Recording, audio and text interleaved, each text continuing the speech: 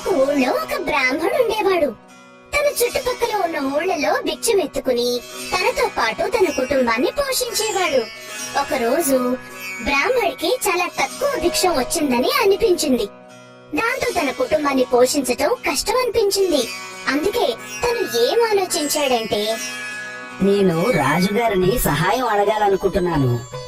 బ్రాహ్మడు మహారాజుని కలవటానికి ఇంటి నుంచి బయలుదేరాడు. తను ఒక అడవి నుంచి వెళ్తూ ఉండగా అక్కడ తనకొక పాము కనబడింది. ఆ పాము బ్రాహ్మడికి నమస్కారం చేసి ఇలా అంది, ఓ బ్రాహ్మణ మహారాజా, ఇవాళ ఇంత పొద్దుటే మీరు ఎక్కడికి బయలుదేరారు? ఆ బ్రాహ్మడు తన సమస్యని ఆ పాముతో చెప్పాడు. నేను రాజుగారిని సహాయం అడగడానికి వెళుతున్నాను.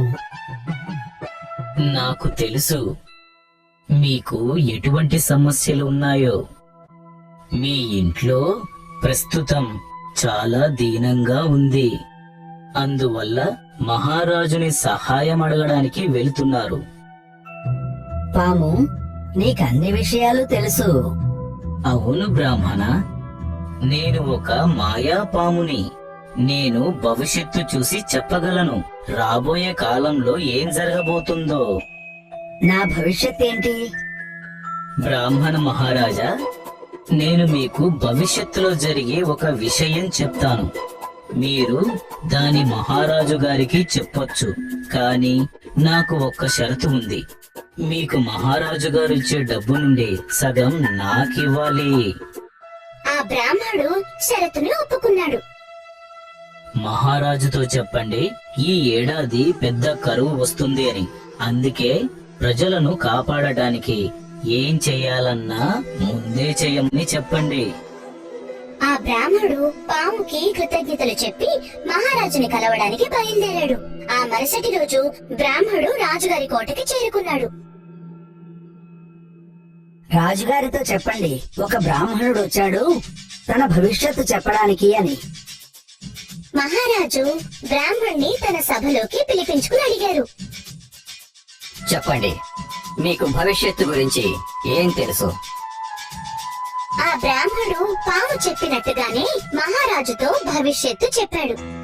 మహారాజంతా విని బ్రాహ్మడికి కాస్త డబ్బిచ్చి పంపించేశాడు.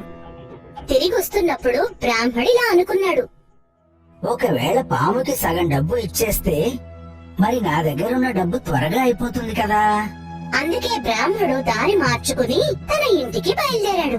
ఆ పాము చెప్పినట్టే రాజ్యంలో చాలా పెద్ద కరువు వచ్చేసింది. కానీ మహారాజుకి విషయం ముందే తెలియటం వల్ల అన్ని ఏర్పాట్లు చేసుంచాడు.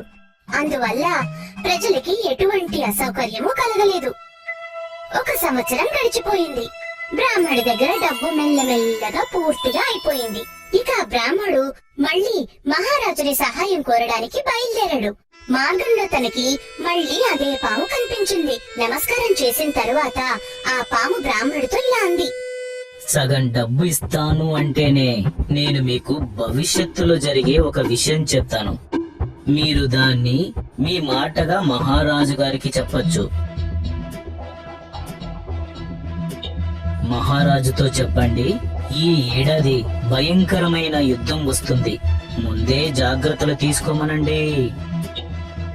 సగం డబ్బు ఇస్తానని ఒప్పుకుని పాము దగ్గర నుంచి బయలుదేరి బ్రాహ్మణుడు మహారాజు దగ్గరికి చేరుకున్నాడు. మహారాజు చాలా గౌరవంగా ఆ బ్రాహ్మణ్ణి పలకరించారు.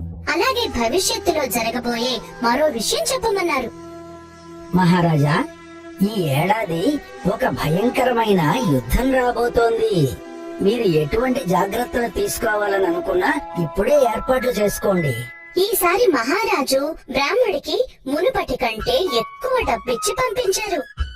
ఇక దారిలో బ్రాహ్మడు మళ్ళీ ఇలా ఆలోచించాడు, ఒకవేళ పాము కనిపిస్తే తను సగం డబ్బు అడుగుతాడు. ఇంత ఎక్కువ డబ్బులో సగం వాటా నేనసలు తనకి ఎందుకు ఇవ్వాలి? నేను ఆ పాముని కర్రతో చంపేస్తే ఎలా ఉంటుంది? చేతిలో కర్ర పుచ్చుకుని ఆ బ్రాహ్మడు పాము దగ్గరికి చేరుకోగానే అప్పుడు పాము విషయం తెలుసుకుని తన పుట్టలోకి వెళ్లిపోయింది. బ్రాహ్మడు కర్రతో పాముని కొట్టడం మొదలుపెట్టాడు. దాంతో ఆ పాము తోక తెగిపడింది. కానీ పాము బతికిపోయింది. పాము చెప్పినట్టే ఆ ఏడాది పక్క వాళ్ళతో యుద్ధం జరిగింది. కానీ ముందు నుంచే జాగ్రత్తలు తీసుకోవటం వల్ల మహారాజు యుద్ధం గెలిచిపోయారు. 1-2 ఆ బ్రాహ్మడి డబ్బు మళ్ళీ అయిపోయింది. ఇక తనకి మళ్ళీ డబ్బు సమస్య మొదలయ్యింది. తను మళ్ళీ ఇంకోసారి మహారాజు గారి సహాయం అడగడానికి వెళ్ళాడు. ఒకరోజు పొద్దున్నే మహారాజు గారి సభకు చేరుకోవడానికి పట్నం బయలుదేరాడు.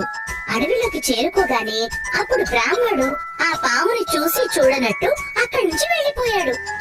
బ్రాహ్మణ మహారాజా, ఈసారి నన్ను కలిసి వెళ్ళరా?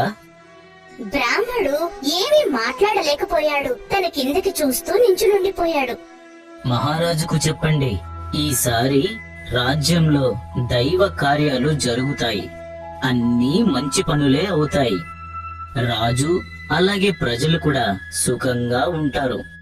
గుర్తు పెట్టుకోండి, మీకు ఎంత డబ్బు వచ్చినా అందులో సగం నాకు ఇచ్చి వెళ్ళాలి. ఆ బ్రాహ్మడు సగం డబ్బిస్తానని మాటిచ్చి మహారాజు సభకి బయలుదేరాడు. రాజుగారి సభకు చేరుకున్నాక బ్రాహ్మడికి మంచి మర్యాదలు చేశారు.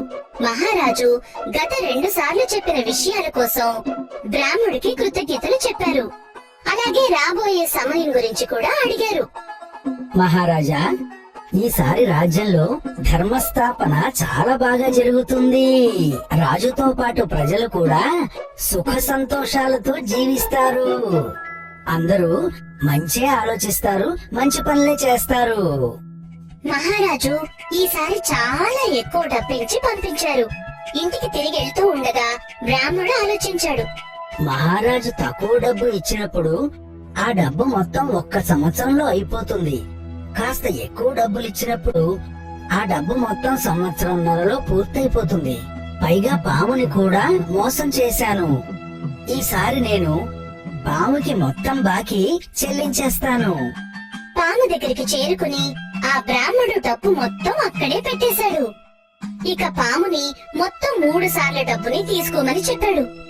బ్రాహ్మణ మహారాజా, కరువు వచ్చినప్పుడు అప్పుడు నువ్వు దారి మార్చి వెళ్లిపోయావు. యుద్ధం జరిగినప్పుడు నువ్వు నా తోకని కోసేశావు. దాంతో నన్ను బాగా వెక్కిరించారు. ఇప్పుడు రాజ్యంలో దైవ కార్యాలు మొదలవుతాయి. నేను చెప్పాను కదా, అందరూ మంచి పనులే చేస్తారు అని. మీరు కూడా మంచిగా మారిపోయారు. మాలాంటి అడవిలో ఉండే మృగాలకి డబ్బుతో పనేముంది? ఈ డబ్బు మొత్తాన్ని మీరే తీసుకెళ్ళండి, ఆనందంగా బ్రతకండి. అలాగే ఎప్పుడు ఎవరిని మోసం చెయ్యొద్దు. పాముకి కృతజ్ఞతలు చెప్పి బ్రాహ్మడు తన ఊరికొచ్చేశాడు.